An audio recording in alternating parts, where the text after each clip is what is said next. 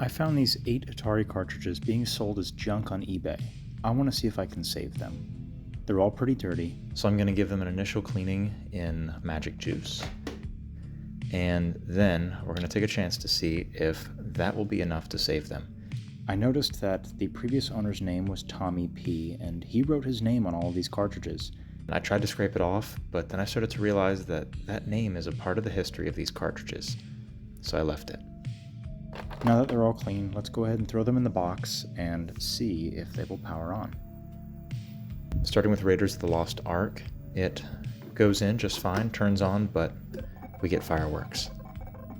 Eventually, with some coaxing, I'm able to convince it to start, but I can't seem to get the game to actually play.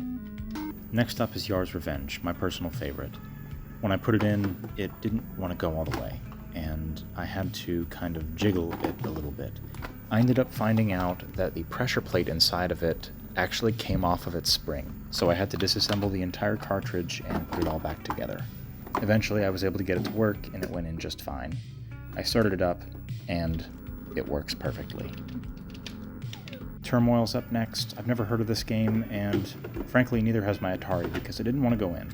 It had some bent internals, but after some twisting and some pushing I managed to coax it in, and when we throw the switch, it works perfectly.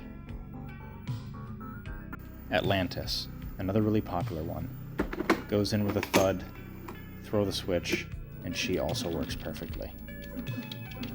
Now we have the worst game on Atari. It's all crusty, and when I was trying to put it in, it got all over my hands. And when we throw the switch, unfortunately, it works. Asteroids, an absolute classic that made the Atari famous. Goes in easy, but it just gives us fireworks and static.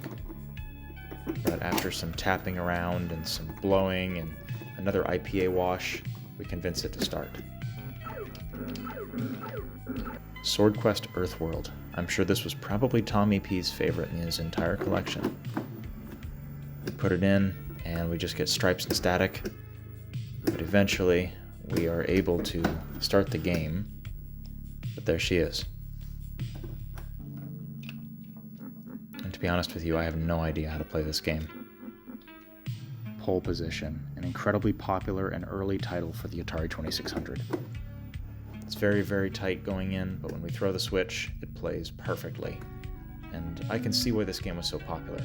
Out of these 8 cartridges which were being thrown away on eBay for dirt cheap, I was able to save 7 of them, costing me about $1.33 per cartridge. Nice.